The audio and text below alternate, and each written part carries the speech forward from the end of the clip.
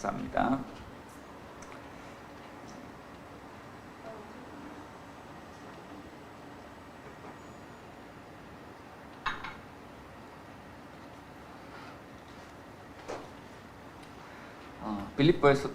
빌립보서의 말씀을 보면 바울이 빌립보 교회 성도들에게 한 가지 원하는 것이 있습니다.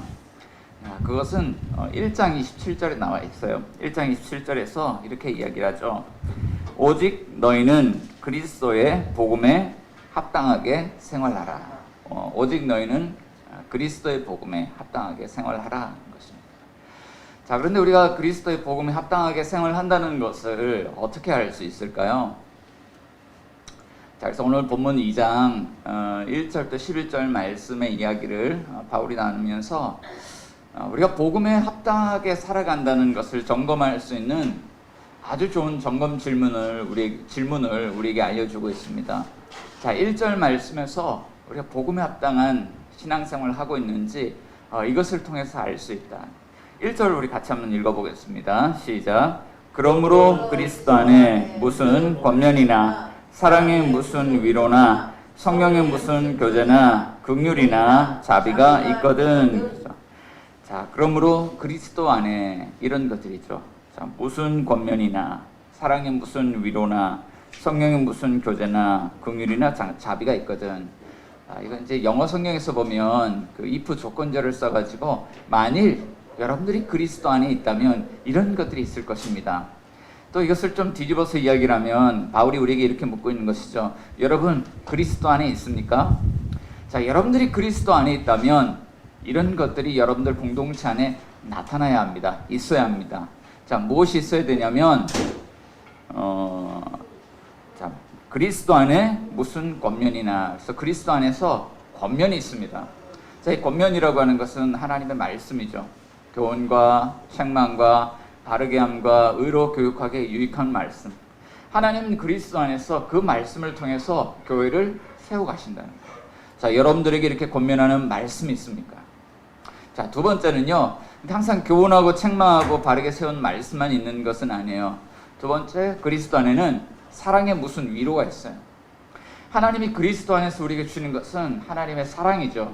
그래서 이 사랑을 통해서 하나님 우리를 위로하고 격려하시는데, 자, 이 공동체 안에 이 사랑의 위로 또 격려하는 그런 메시지들이 있느냐라고 묻고 있어요. 자, 세 번째는 성령의 교제가 있느냐. 그리스도 안에는요, 성령의 교제가 있습니다. 그래서 자, 믿음 안에서 우리가 교제를 나눕니다. 그리고 말씀과 기도를 통해서 우리가 서로 교제를 나누고, 자, 우리가 서로의 삶을 돌보면서 누가 어려운 사람이 있는지, 또 우리가 어떤 아픔들이 있는지 서로를 돌보면서 초대교회에서 나타났던 것처럼 그런 유무상통의 삶을 우리가 살아가죠. 자, 그런데 그런 삶을 살게 하시는 분이 누구냐면 성령님이시라는 거예요. 하나님이 그리스도 안에서 우리에게 성령의 교제를 주셨는데 이 교회 안에 성령의 교제가 있습니까? 자, 그리고 마지막으로요, 긍휼이나 자비가 있습니까?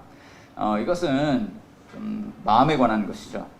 자, 하나님께서 그리스도 안에서 우리를 불쌍히 여기시고 긍휼히 여기시고 우리에게 자비를 베풀어 주셨습니다. 자, 그와 같이 하나님이 그리스도 안에서 베풀어 주신 긍휼이나 자비의 마음이 우리 공동체를 향해서, 서로가 서로를 향해서 이런 마음들이 있느냐? 자, 그렇다면 그리스도 안에 있다는 것이죠. 자, 그렇지만 만약에 이 공동체 안에 이런 모습들이 드러나지 않는다면, 자, 이런 것일 수 있어요. 우리가 교회로서 존재는 합니다. 그리고 머리로는 복음의 내용을 잘 알고 살아가고 있습니다. 그렇지만 복음과는 관계없는, 복음에 합당하지 못한 그런 삶을 살아가고 있는 것이고, 우리는 그리스도 안에서 살아가는 것이 아니라 그리스도와 분리된 채로 그리스도 밖에서 살아가고 있다. 이제 우리 그렇게 이야기를 하고 있는 것이죠. 자, 근데 이 질문은요, 바울이 빌립보 교회에만 묻는 질문은 아닙니다. 오늘 저 여러분들에게도 이 질문을 하고 있는 거예요. 여러분, 그리스도 안에 있습니까? 자, 여러분 어떻습니까? 그리스도 안에 있습니까? 자, 만약에 우리가 그리스도 안에 있지 못할 때, 그리스도와 분리된 채로 살아가는 모습들이 있을 때, 그러면 우리는 어떻게 해야 되느냐? 자, 그럴 때 이제 오늘 우리 본문을 통해서 하나님 우리에게 말씀하시는 것이죠. 자, 첫째로는요, 하나님은 공동체의 하나됨을 위해서 힘쓰라고 말씀하십니다. 한번 따라 보겠습니다. 공동체의 하나됨을 위하여 공동체의 하나됨을 위하여 힘쓰라.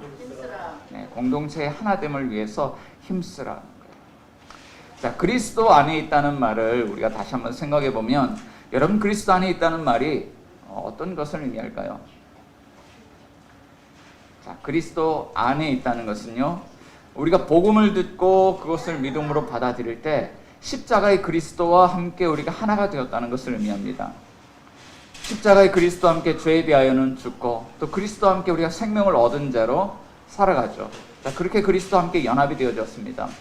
그런데 한 사람 한 사람이 그리스도와의 연합되어질 때 어떤 일이 일어나냐면, 우리는 그리스도의 몸으로서, 그리스도는 우리의 머리가 되시고 우리는 그리스도의 몸으로서 우리 서로가 하나가 되었다는 의미죠.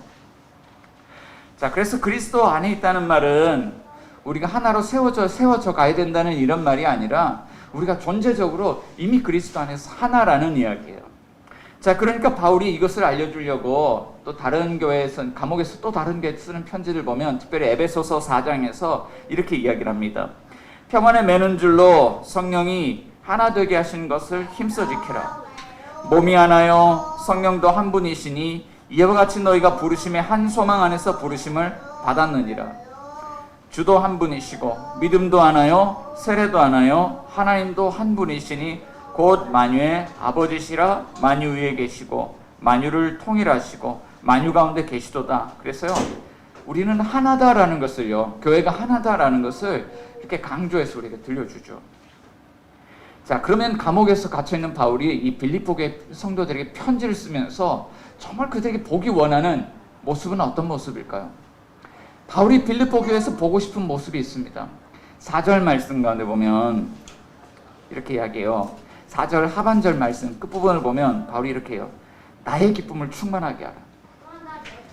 여러분들이 이런 모습을 보여준다면 정말 제 마음이 기쁠 것 같습니다. 제 마음의 기쁨을 충만하게 해주십시오. 자, 그럼 바울이 언제 이런 마음의 기쁨을 가질 수 있을까요? 사도가 교회를 세웠는데 이 사도가 언제 이 교회를 통해서 기쁨을 얻을 수 있을까요? 자, 먼저는요, 마음으로 하나가 되라고 이야기합니다. 우리 2절 말씀을 같이 한번 읽어보겠습니다. 2절입니다. 시작. 마음을 같이하여 같은 사랑을 가지고 뜻을 합하여 한 마음을 품어. 자, 우리가 그리스도 안에서 존재적으로 하나다라고 이야기할 때요, 먼저 마음이 하나 되는 것을 의미하죠. 2절 말씀 가운데 보면 각각 다른 표현이지만 마음을 같이하고 같은 사랑을 가지고 뜻을 합하며 한 마음을 품고, 표현은 다르지만 한 가지 의미입니다.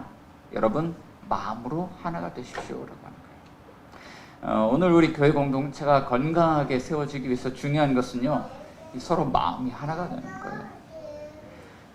축구 선수들도 이렇게 경기 마치고 나서 인터뷰하는 것을 보면요, 자기 자랑을 하지 않고요, 이 팀워크를 세워가는 이야기들을 할 때가 많습니다. 자, 오늘 경기에서 승리하셨는데 손흥민 선수 오늘 소감이 어떻습니까? 자, 그런 걸 이야기를 하면 오늘 우리는 전뿐만이 아니라 우리 모두가 이런 칭찬을 받을 자격이 있습니다. 저는 제가 골을 넣는 것보다 우리 팀이 승리하는 것이 더 중요했는데, 오늘 우리 팀이 그것을 보여줄 수 있었고 우리 팀 전체가 이렇게 하나가 되어서 오늘 경기를 이길 수 있었습니다. 그러면서 자기 자랑을 하지 않고요, 팀원들을 이렇게 격려하고 북돋우는 이야기들을 하죠. 자, 그러면 그 다음 경기에 나갔을 때도요, 서로가 서로를 위해서 이렇게 경기를 하는 것입니다. 이것을 우리가 팀워크이라 그러잖아요. 자, 마음을 이렇게 같이 하는 것이 중요하다. 그래서 오늘 본문 말씀 가운데 보면 지금 빌립보 교회의 성도들의 상태를 보면 그렇지가 못했어요. 3절 말씀 같이 한번 봅니다. 자, 3절 같이 한번 읽어봅시다. 시작. 아무 일에든지 다툼이나 허용으로 하지 말고 오직 겸손한 마음으로 각각 자기보다 남을 낮게 여기고. 자, 아무 일에든지 무엇을 하지 말고요, 다툼이나 허용으로 하지 말고. 지금 이 공동체 안에 어떤 문제가 있냐면 다툼이나 허용이라는 문제가 있어요. 여러분, 이것이 왜 문제가 될까요? 다툼이나 허용이라는 것이 왜 문제가 될까요? 왜 바울은 콕 집어서 다툼과 허용이라고 이야기할까요? 원어상 이제 의미를 좀 찾아보면은 다툼이라는 것은요, 어떤 이기적인 마음이에요. 자, 공동체 안에서 다른 사람들을 배려할 줄 모르는 이기적인 그런 마음의 상태. 자, 이것을 다툼이라고 표현을 했죠. 자, 그리고 원어상 허용이라는 이 단어를 찾아보면 이런 의미가 있습니다. 헛된 욕망, 헛된 야망. 어떤 우상 숭배를 쫓아서 이제 우상 숭배한다는 게 뭐 우리 농사 잘 되게 해주세요, 뭐 자녀를 건강하게 해주세요, 뭐 이렇게 좀 좋은 날씨를 허락해 주세요, 이런 거잖아요. 구약 시대 가운데 자 이런 것 같이 어떤 헛된 욕망이나 어떤 그 자신의 마음에 있는 그런 야망을 쫓아 살아가는 그런 허영심, 헛된 허영심, 그것을 허영이라고 이야기를 하죠. 자 그리고 이 두 가지를 연결시켜 놨는데 지금 공동체의 지체들 가운데 이 헛된 욕망을 쫓아서 살아가는 사람들이 있는데 그들이 이기적인 자세로 이기적인 태도로 공동체는 살아가고 있고 이것 때문에 지금 공동체에 갈등이 일어나고 분란이 일어나고 있다. 이게 지금 빌립보 교회의 상태죠. 당시 빌립보 교회 안에는 바울 사도의 영향력을 시기하고 질투하는 사람들이 있었습니다. 지금 바울 사도가요 이 교회를 세우고 떠나간 지가 10여 년이 지났어요. 게다가 감옥에 갇혀 있습니다. 그럼에도 불구하고 이 교회 안에 미치고 있는 바울의 영향력은요 조금도 줄어들지 않았어요. 여전히 바울 사도의 영향력은 대단했죠. 이것을 시기하고 질투하는 것입니다. 그래서 어떻게 하면 이 교회 안에서 바울 사도의 영향력을 축소시키고 자신들의 영향력을 더 키울 수 있을까를 고민하면서요 모든 사람들이 하는 것처럼 이런 다툼과 허영심으로 순수하지 못한 다툼으로 그리스도를 전파했다는 거예요. 겉으로 보면 다른 사람들처럼 복음 신앙을 위해서 열심히 살아가는 것처럼 보입니다. 자 그렇지만 실제적으로 보면은 그들의 마음은요 자신들의 어떤 영향력을 키우기 위한 그런 욕망으로 그리스도를 전파하고 공동체를 이용하는, 그러니까 교회를 이용해 먹는 거죠. 이용하는 그런 이기적인 모습으로 살아가고 있다. 이것이 갈등을 일으키고 있다는 거예요. 자, 그래서 바울은 이 빌립보 교회 성도들을 향해서 이런 것을 요청합니다. 여러분 마음을 바꿔야 합니다. 다툼이나 허영심으로 하지 말고 여러분 이렇게 마음을 바꾸십시오. 겸손한 마음으로 각각 자기보다 남을 낮게 여기십시오라는 거예요. 여러분 헛된 욕망을 쫓아 이기적인 삶을 살지 말고 겸손한 마음으로 다른 사람들을 자신보다 낮게 여기십시오. 따라해봅시다. 오직 겸손한 마음으로 각각 자기보다 남을 낮게 여기라. 여러분 그렇게 하고 있습니까? 그런데 이것이 참 쉽지 않은 일이죠. 공동체 안에서 이렇게 갈등이 일어나고 있고 내 마음에 갈등의 불씨를 확 지펴놓은 사람 내 옆에 지금 살아가고 있어요. 그런데 어느 날 갑자기 바울이 이렇게 이야기했어요. 여러분 그 이기적인 마음 버리고요 겸손한 마음으로 여러분 옆에 있는 사람들을 자기보다 더 낮게 여기세요. 왜 나한테만 그래요? 왜 자꾸 나한테만 그래요? 목사님 왜 저에게만 그래요? 바울 선생님 왜 저한테만 그래요? 주님 왜 저한테만 자꾸 그래요? 제 마음은 지금 불이 들어있는데 이 마음을 어떻게 바꾸라고요? 요즘 이렇게 목사님들 만나서 이렇게 이야기를 듣다 보면요 각 교회들마다요 부부관계 때문에 상담을 받는 분들이 굉장히 많이 늘어나고 있습니다. 부부간에 얼마나 이제 갈등의 골이 깊은지 대화가 없고 만나면 감정의 충돌이 나요. 어느 날 한 50대 그 부부가 이렇게 상담을 요청해 왔습니다. 남편이 와서 이런 하소연을 합니다. 도대체 우리 아내는 이해를 할 수가 없습니다. 제가 밖에 나가서 돈을 이렇게 열심히 잘 벌어다 주는데 도대체 아내가 왜 저러는지 이해를 할 수가 없습니다. 그랬더니 이제 아내가 이야기를 이렇게 합니다. 저는요 남편과 단 한순간도 함께 있고 싶지 않습니다. 이 남편이 얼마나 나를 무시하는지 결혼하고 지금까지 한 번도 나를 존중해 준 적이 없어요. 나는 이 남편과 함께 있는 것이 단 한순간도 행복한 적이 없습니다. 그럼에도 지금 내가 이 나이가 돼서 나가서 뭘 어떻게 하겠어요? 그러면서 이제 마음에 이제 감정이 쌓여있는 것을 다 풀어놔요. 자, 그런데요, 이 두 분이 이렇게 이제 해도 대화가 안 돼요. 결국 이제 얼마 지나지 않았어요. 이 아내분이요, 이제 약을 이렇게 드셨다는 거예요. 드시고 이제 극단적인 선택을 하려고 했는데 다행히 이제 빨리 발견이 돼서 병원에 가서 잘 조치를 취했다는 그런 이야기를 들었습니다. 이 부부 관계를 이렇게 들어보면은 서로 자기 주장을 합니다. 서로가 서로에게 바라는 것이 있습니다. 돈만 잘 벌어다 주면 모든 것이 만사 오케이지. 남편들 생각은 그럼 제가 이제 내가 가정에 돌아와서 좀 이렇게 제왕적인 삶을 살아갈 수 있다고 생각을 하는 것이죠. 또 반면에 아내는 남편이 자기를 존중해주면 남편과 함께 있을 수 있지만 그것이 안 되면 난 남편과 살아갈 수 없다고 생각을 합니다. 하지만 서로 이야기를 듣지 않고 결국 서로가 원하는 삶에 다가서지를 못하는 거예요. 이런 상황에서 해결책이 무엇일까요? 바울은요, 마음을 바꿔야 된다고 이야기를 하는 거예요. 자, 그러면 자연스럽게 삶의 변화가 나타나는데 이런 변화가 나타난다는 것이죠. 우리 4절 한번 같이 읽어봅시다. 4절 시작. 각기 자기 일을 돌볼 뿐더러 또한 각각 다른 사람들의 일을 돌보아 나의 기쁨을 충만하게 하라. 자, 보통 다툼과 허영심으로 어떤 마음에 안에 있는 그런 욕심을 추구하기 위해서 이기적인 삶을 살아가는 사람들은요, 자기 일은 돌보지만 다른 사람들의 일은 거의 돌보지 않습니다. 자, 그런데 우리가 마음을 겸손한 마음으로 바꿔서 다른 사람들을 나보다 낮게 여기기 시작할 때 어떤 변화가 나타나냐면 그 사람의 이야기를 듣기 시작하고 그 사람들의 일을 돌보기 시작하게 된다. 자, 그렇게 해서 이 공동체는요, 서로의 일을 돌보면서요, 이 공동체가 서로 화합하게 되고 공동체가 다시 회복을 경험하게 된다. 이렇게 이야기를 하고 있는 것이죠. 5월달이요, 가정의 달이에요. 말씀 묵상하다가요, 오늘 가정의 달인데 이런 생각을 하다 보니까 본문이 이렇게 연결이 좀 되었어요. 여러분 가정은 어떻습니까? 여러분 가정은 건강합니까? 혹시 여러분들 가정에도 어떤 갈등이나 어떤 그런 분열과 같은 그런 씨앗들이 있지는 않습니까? 자, 이럴 때 묻는 것은요, 여러분 겸손한 마음으로 우리 가족들을 더 낮게 여기고 살아가고 있습니까? 바로 그렇게 묻고 있는 것이죠. 그런데 이것이 가정에서만 그런 것이 아니라 특별히 교회 공동체에 해당하는 이야기예요. 여러분 교회 공동체에서 그렇게 살아가고 있습니까? 바울이 묻고 있는 것입니다. 자, 그렇다면 오늘 우리에게 필요한 것은요, 마음을 바꾸는 것입니다. 그런데 평생에 바꿔본 적 없는 마음을 어떻게 바꿀 수 있을까요? 이 마음을 어떻게 바꿀 수 있을까요? 자, 두 번째, 하나님은 오늘 이 바울 서신을 통해서 우리에게 이렇게 말씀하시죠. 우리의 마음이 변화되는 지점은요, 이것입니다. 그리스도 예수 안에 있는 그 마음 때문에 우리의 마음도 변화될 수 있다고 이야기를 하죠. 그리스도 예수 안에 있는 그 마음 때문이다 라고 이야기해요.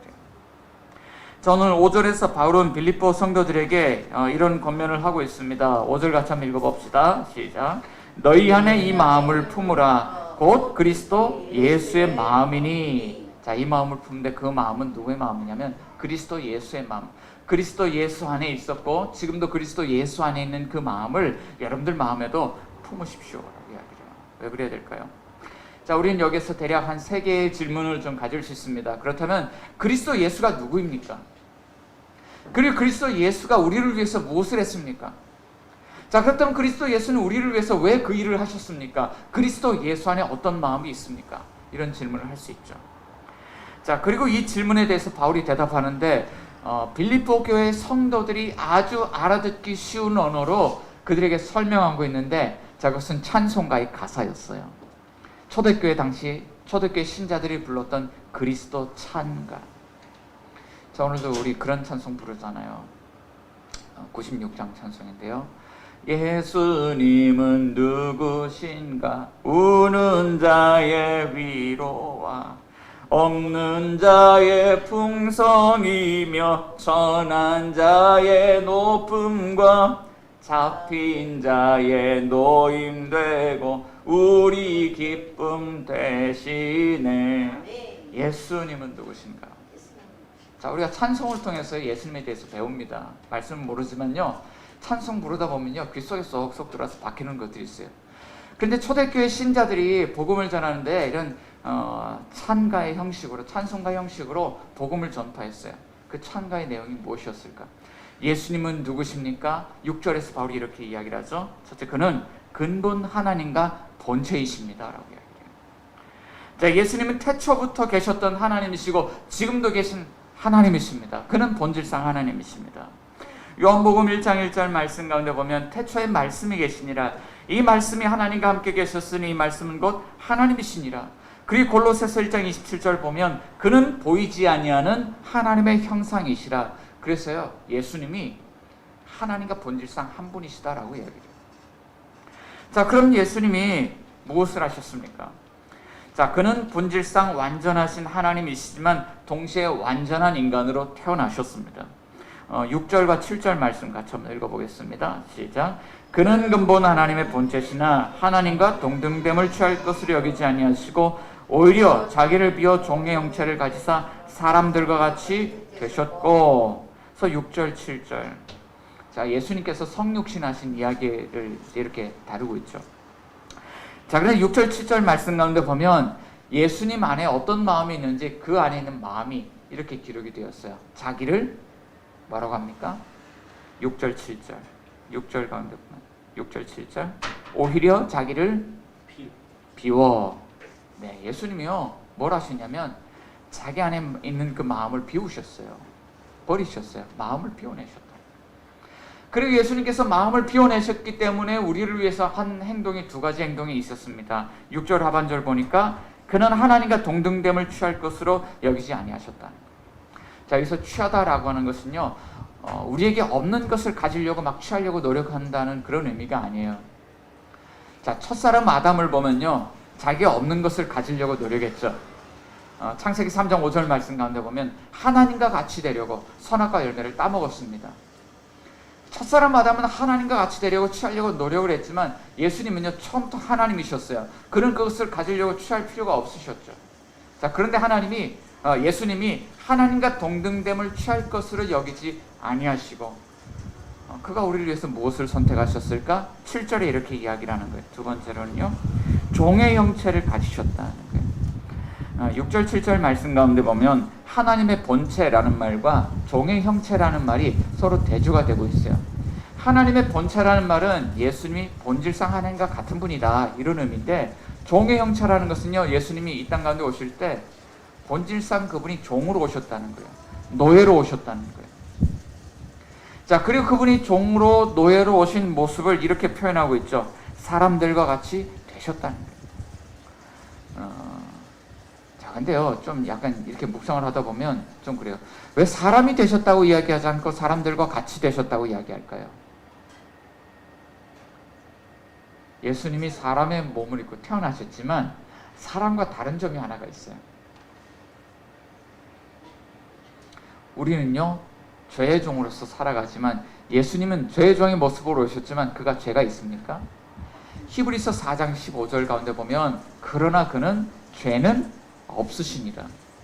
죄가 없다는 거예요. 자, 그는 본질상 하나님과 동등되신 분이지만 그것을 취할 것으로 여기지 않고 죄의 종의 모습을 입고 죄의 종의 모습으로 사람들같이 태어나셨지만 그는 죄가 없으셨다는 거예요. 자, 그런데 왜 그는 하나님과 동등됨을 갖다 취할 것을 여기지 않고 왜 죄의 종으로 오셨냐? 자, 그 세 번째 내용이죠. 자, 그는 죽기까지 복종하심으로 십자가에서 자기 목숨을 많은 사람을 위하여 대속물로 내어주시려고 오셨다. 자, 이제 좀 전에 이야기했던 것이 자기를 비우셨다는 내용인데, 그게 태어남에 대한 이야기라면 지금 세 번째 나누는 이 이야기는 예수님의 죽으심에 관한 이야기예요. 본문 8절을 같이 한번 읽어봅시다. 시작. 사람의 모양으로 나타나사 자기를 낮추시고 죽기까지 복종하셨으니 곧 십자가에서 죽으십니다. 초대교회 교인들이요, 이걸 찬송가 가사로 이렇게 적어가지고 노래를 불렀다는 거예요.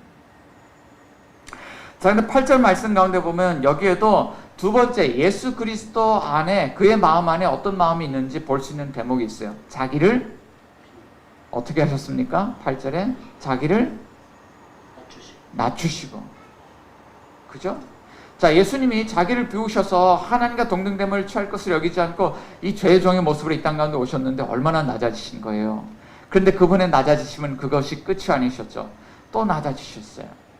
자, 예수님이 자기 마음을 낮추신 것 때문에 예수님께서 두 가지 행동을 하셨는데 어떤 사역을 하셨냐면, 첫 번째, 그는 사람의 모양으로 나타나셨다는 거예요. 여러분, 한번 질문을 제가 한번 드려볼게요. 사람이 죄가 없어요. 죄가 없는 사람이에요. 그럼 그는 영원히 삽니까? 죽습니까? 죄가 없는 사람은 삽니까? 죽습니까? 자, 산다. 산다. 산다. 그건 죽는다. 죄가 없으면 사람이 삽니까 죽습니까? 손을 왜 안 듭니까?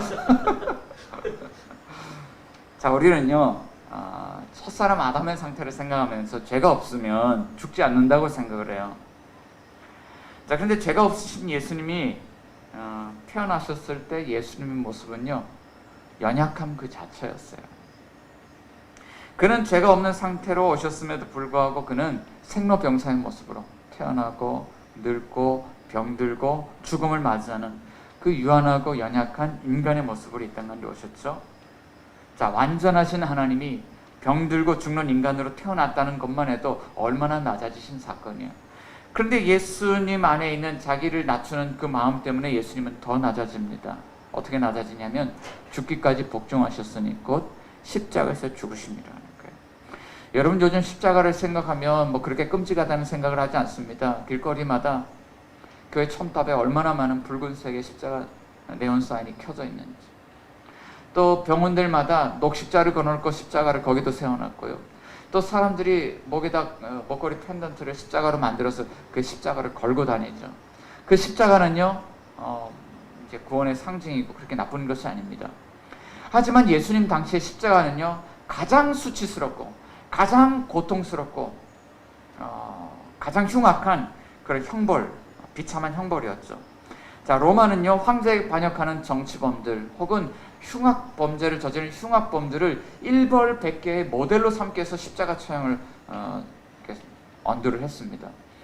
그러니까 얼마나 고통스럽고 얼마나 수치스럽게 죽어가는지, 완전히 사람의 전인격이 다 파괴된 채로 그곳에서 죽어가는데요, 바울은요 갈라디아서 3장 13절에서 그것을 저주라고 이야기해요. 저주예요.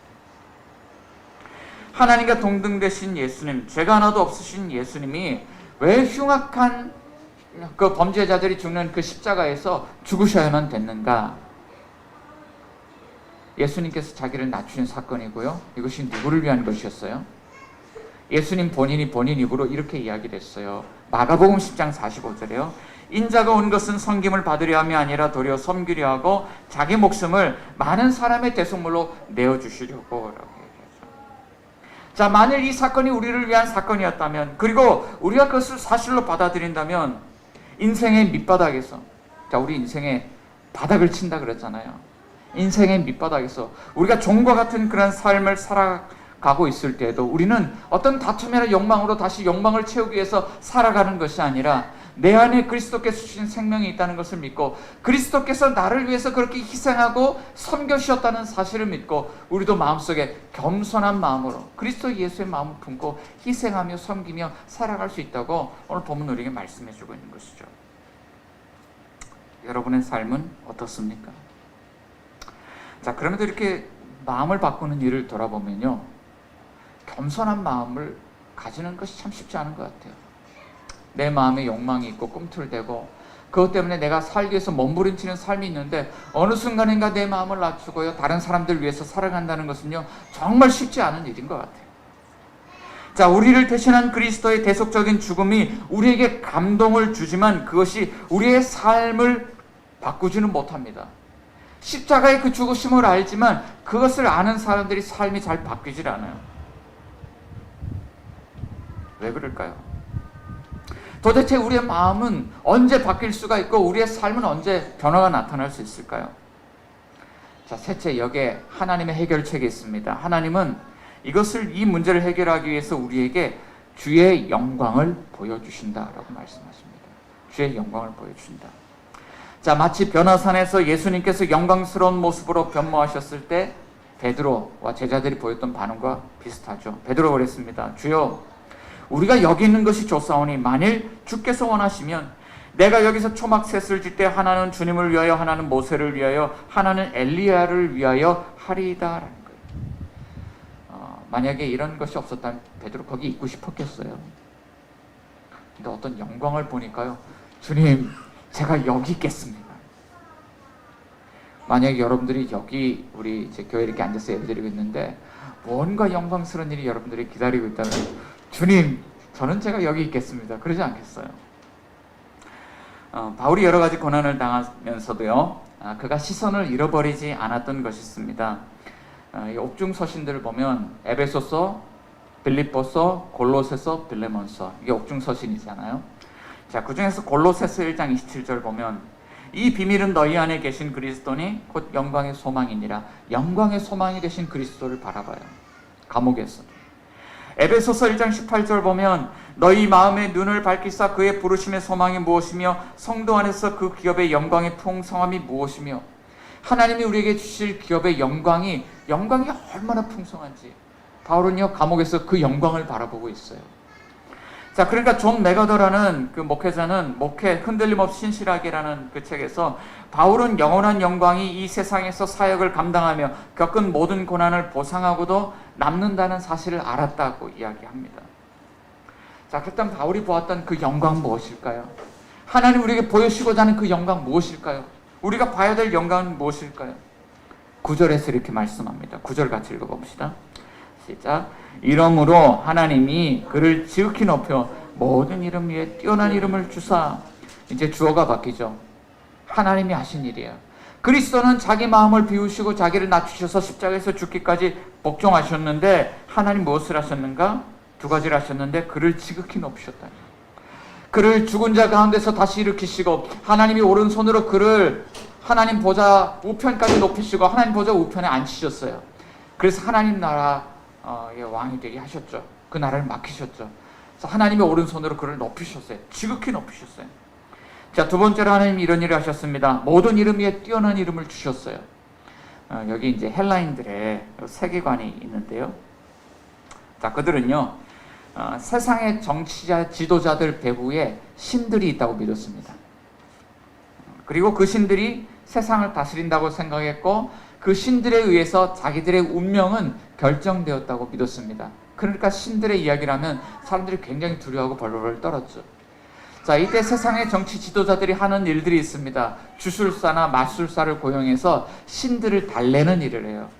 그리고 더 센 신들을 찾습니다. 누가 더 세냐? 이 신이 더 세다 그러면 그 신을 이용해서 약한 신들을 통제하는 그 일들을 세상의 정치 지도자들이 했다는 거예요.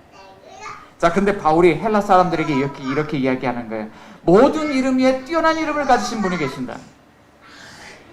자, 그는 성육신하시고 십자가에서 죽기까지 복종하셨지만 하나님 그를 다시 살리셨고 오른손으로 높이셨고 그 보좌 우편에 앉히셨고 모든 통치와 권세와 능력과 주권에 가장 뛰어난 이름을 주셨는데 구약시대 오직 한 분께만 붙여졌던 그 이름, 야훼라는 이름, 주님이라는 이름, 그 이름을 하나님이 예수 그리스도에게 주셨다. 그리스도 예수는 주님이시다라고 선포합니다. 자, 그리고 그 결과 10절에서 10절 11절에서 이런 일이 일어나죠. 모든 사람들이 그 앞에 무릎을 꿇고 모든 사람들이 예수 그리스도를 주라 시인하는데 결국 하나님이 영광을 받으신다라고 이야기를 하고 있어요. 자, 이 영광을 본 사람 어떻게 살아갈까요? 영광을 본 사람은요 그 영광에 합당한 삶을 살아가겠죠. 자, 우리도 이 건물에서요 나름대로 힘이 있어요. 주차장에 막 동네 사람들이 차를 대면요 내려가서 차 댈 자리가 없잖아요. 우리 따라랑 어디 오셨습니까? 어디? 그 저희 건물 아닌데 차 좀 빼주세요. 제가 주인도 아닌데. 자, 그런데요 우리 교회 오시는 분들요 우리 주차장에 차 대주시면 됩니다. 주변에 또 전화 따라랑 어디 오셨습니까? 교회 오셨는데요. 그럼 제가 전화 바꿔주세요. 그랬어요. 저희 교회 오신 분인데요. 그러면 말을 못해요. 왜 그런가요? 우리가 그 계약서가 있기 때문이죠. 자, 계약서가 있고요. 이것을 우리가 알고 보고 이것을 알고 있다면요. 우리 건물에서요. 주인처럼 주인 행세를 하면서 우리가 살아가는 거예요. 자, 그런데 그리스도 안에서 나타난 주의 영광을 본 그리스도와 연합된 그리스도 안에 있는 사람들은 어떻게 살아가야 되냐?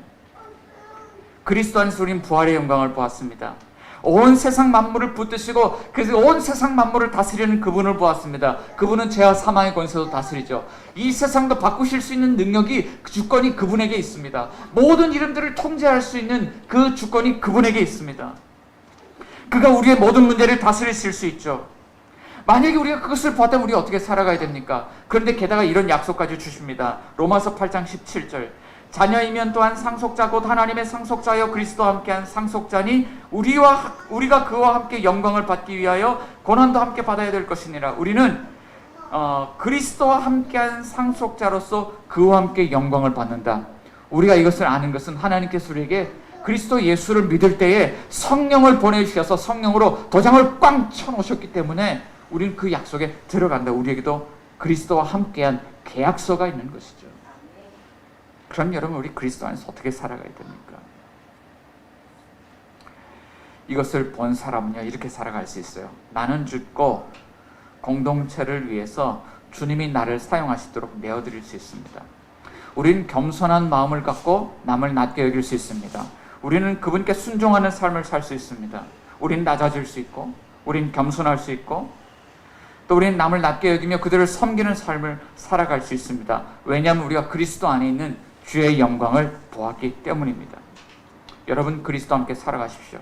그러면 하나님께서 저와 여러분들에게 죽음이 아닌 생명을 주실 것이고 수치가 아닌 그리스도의 영광을 선물로 주실 것입니다.